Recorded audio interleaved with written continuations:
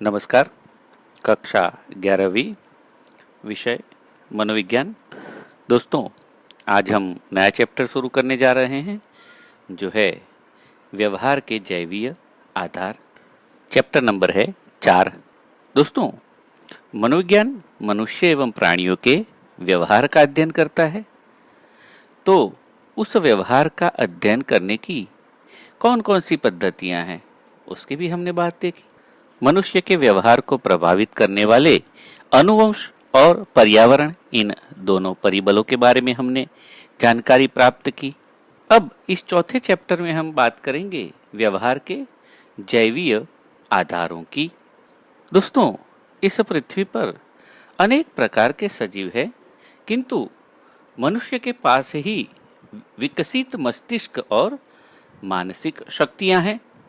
मनुष्य अपने कुछ विशिष्ट लक्षणों की वजह से अन्य जीवों से अलग पड़ता है, जैसे कि मस्तिष्क का बड़ा कद, भाषा का उपयोग और खड़े होकर चलना।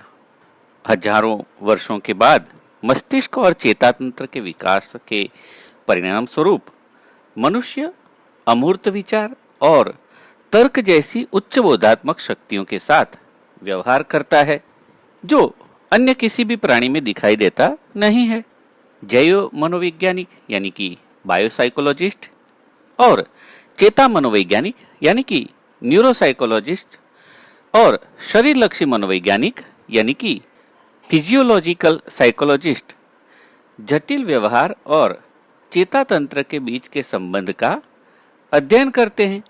इस प्रकरण में हम जनिन तत्व और व्यवहार तथा चेता तंत्र और उसके विविध भागों तथा अंतःस्त्रावी ग्रंथियों के बारे में विस्तार से जानकारी प्राप्त करेंगे।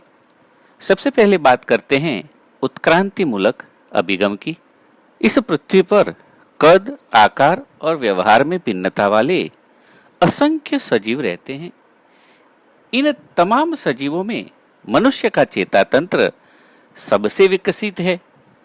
चार्ल्स डार्विन ने 1859 में प्रकाशित the origin of the species नामक अपनी पुस्तक में बताया है कि अत्यंत दीर्घ काल में सजीवों में अत्यंत अल्प परिवर्तन होता है। यानी कि इतने हजारों साल से सजीव इस पृथ्वी पर है, किंतु उनमें बहुत ही कम परिवर्तन देखने को मिलता है। आज जीवशास्त्र और मनोविज्ञान इस बात पर सहमत हुए हैं कि व्यवहार और शारीरिक परिवर्तन एक साथ होते हैं। मनुष्य को कोई ऐसा रोग हुआ हो या किसी दवाई या दुर्घटना द्वारा उसके मस्तिष्क के कोषों को चोट पहुंचती है, तो उसका सीधा असर उसके व्यवहार पर दिखाई देता है, क्योंकि मस्तिष्क के कोषों के द्वारा ही संवेदन, प्रत्यक्षीकरण, स्मृति या तर्क जैसी जो महत्वपूर्ण क्रिया है वह की जाती है।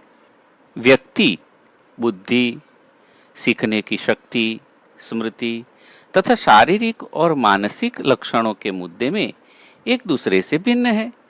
प्रत्येक व्यक्ति की सीखने की जो शक्ति है, याददाश्त है, शारीरिक और मानसिक शक्तियां हैं या जिसको कहे बुद्धि, वो एक समान नहीं होती है। व्यक्ति के ऐसे विशिष्ट लक्षण मस्तिष्क, व्यवहार और सामाजिक सांस्कृतिक वातावरण की अंतरक्रिया का परिणाम होते हैं।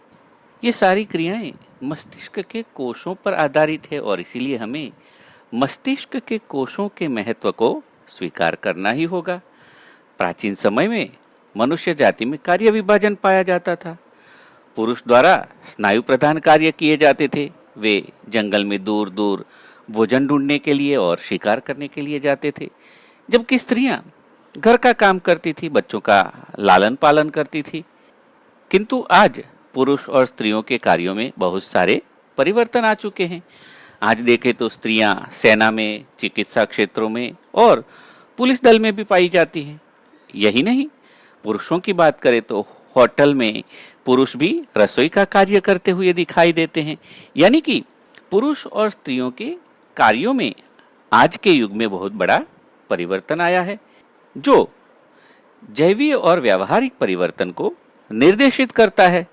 आइए अब मानव उत्क्रांति के सीमा स्तंभ की बात करते हैं, यानी कि लैंडमार्क्स ऑफ ह्यूमन इवोल्यूशन। दोस्तों, उत्क्रांति प्रक्रिया के 3 महत्वपूर्ण विकास के परिणाम स्वरूप मनुष्य अन्य सजीवों से अलग है। तो कौन से वह 3 महत्वपूर्ण विकास है, उसकी हम बात करेंगे। पहला है द्वैपगता, यानी कि 2 पग पर चलने की प्रक्रिया। दूसरा है मस्तिष्क का विकास और तीसरा है भाषा का विकास। सबसे पहले बात करते हैं द्वैपगता की। द्वैपगता यानी मनुष्य सीधे खड़े होकर 2 पैर पर चलता है। सारे प्राणी देखें तो 4 पांव से चलते हैं झुककर, जबकि मनुष्य 2 पांव पर चलता है, इसीलिए उसके पास 2 हाथ है और हाथ से अलग अलग वस्तुओं को पकड़कर वह उसका अच्छी तरह से उपयोग कर सकता है। यह जो विकास हुआ है वह मनुष्य को अन्य प्राणियों से अलग करता है। दूसरा है मस्तिष्क का विकास।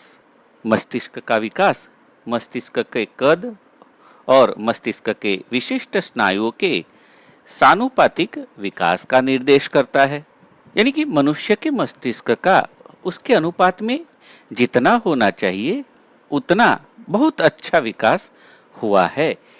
मनुष्य का जो मस्तिष्क है वह उच्च कोटि के वानर की अपेक्षा 3 से 4 गुना वजन वाला होता है, जिस कारण जटिल विचारणा, तर्क, स्मृति या समस्या निवारण जैसी शक्तियां मनुष्य में अधिक प्रमाण में पाई जाती है। मनुष्य इसके द्वारा उच्च बोधात्मक शक्तियां प्राप्त करता है, यानी कि मनुष्य के मस्तिष्क का विकास अन्य प्राणियों की अपेक्षा बहुत ज्यादा मात्रा में हुआ है, जो मनुष्य को अन्य प्राणियों से अलग करता है। तीसरा है भाषा का विकास। दोस्तों, पृथ्वी पर इतने सारे जीव है, किंतु भाषा सिर्फ और सिर्फ मनुष्य के पास है। भाषा के माध्यम से अन्य मनुष्यों के साथ प्रभावकारी अंतरक्रिया की जा सकती है। भाषा सांस्कृतिक विकास का आधार स्तंभ है। अन्य लोगों के साथ प्रत्यायन करने के लिए भाषा एक महत्वपूर्ण माध्यम है, जो सिर्फ और सिर्फ मनुष्य के पास है। ये तीनों बातें, द्वैपगता, मस्तिष्क का विकास और भाषा का विकास, ये मानव उत्क्रांति के सीमा स्तंभ है, क्योंकि ये 3 ही मनुष्य को अन्य प्राणी से अलग करते हैं। आइए अब बात करते हैं जनिन तत्व और व्यवहार की। जन्म के समय बालक माता पिता से प्राप्त विशिष्ट जनिन तत्वों का संयोजन अनुवंश में लेकर आता है। अपने पूर्वजों से प्राप्त शारीरिक और मनोवैज्ञानिक लक्षणों के अध्ययन को प्रजोत्पत्ति शास्त्र यानी कि जीनेटिक्स कहते हैं। जनिन तत्वों को समझने से पहले हम रंग सूत्रों को समझेंगे। दोस्तों, हमारे शरीर में रंग सूत्रों की 23 जोड़ी होती हैं। गर्भाधान के समय माता के 23 और पिता के 23 रंग सूत्र होते हैं। यही 23 रंग सूत्र मिलकर 23 जोड़ी बनती हैं। इस प्रकार हमारे शरीर के कोशों में रंग सूत्रों की 23 जोड़ी होती है, यानी 46 रंग सूत्र होते हैं। ये 23 जोड़ी यानी कि 46 रंग सूत्र रंगीन मन के पिरोए हुए लंबी डोरी जैसे लगते हैं। ये जो रंग सूत्र होते हैं वे मुख्यतः डीएनए के बने हुए होते हैं। ये डीएनए प्रजनन कोश के केंद्र में होते हैं और डीएनए का जो मुख्य कार्य है वह प्रोटीन का उत्पादन करना होता है। प्रोटीन जो शरीर की शारीरिक प्रक्रियाएं और शारीरिक गठन, शारीरिक क्षमता, बुद्धि तथा अन्य व्यवहारिक लक्षणों का नियमन करता है, यानी कि शारीरिक गठन के लिए प्रोटीन अति आवश्यक है। स्त्री और पुरुष के प्रजनन कोशों में रंग सूत्रों की 23 जोड़ी नहीं बल्कि 23 एकाकी रंग सूत्र होते हैं। ये एकदम ध्यान में रखिएगा, ये 1 मार्क का सवाल या एमसीक्यू में भी पूछा जाता है कि स्त्री या पुरुष के प्रजनन कोश में कितने रंग सूत्र होते हैं। तो 23 रंग सूत्र होते हैं, जोड़ी नहीं होती है। स्त्री के प्रजनन कोश को स्त्री बीज या अंडकोश कहते हैं और पुरुष के प्रजनन कोश को शुक्राणु या स्पर्म सेल कहा जाता है। पुरुष के प्रजनन कोष में से एक्स प्रकार का प्रजनन कोष स्त्री के एक्स प्रजनन कोष को फलित करता है, तो फलित स्त्री बीज में रंगसूत्रों की 23वीं जोड़ी है वह XX बनती है। परिणाम स्वरूप लड़की का जन्म होता है। ध्यान से समझिएगा, पुरुष का X प्रजनन कोष स्त्री के X प्रजनन कोष से फलित होता है तो लड़की का जन्म होता है, जबकि पुरुष के प्रजनन कोष में से Y प्रकार का प्रजनन कोष स्त्री के X प्रजनन कोष को फलित करता है, तो फलित स्त्री बीज में रंगसूत्रों की 23वीं जोड़ी XY बनती है। परिणाम स्वरूप लड़के का जन्म होता है। यानी कि स्त्री के सारे 23 के 23 जो रंगसूत्र होते हैं वे X होते हैं, जबकि पुरुष के 22 रंगसूत्र X और 23वां रंगसूत्र Y होता है। अगर Y स्त्री के प्रजनन कोष से जुड़ता है तो लड़के का जन्म होता है। यानी कि लड़के या लड़की के जन्म के लिए पुरुष जिम्मेदार है, नहीं कि स्त्री। अब बात करते हैं जनिन तत्वों की।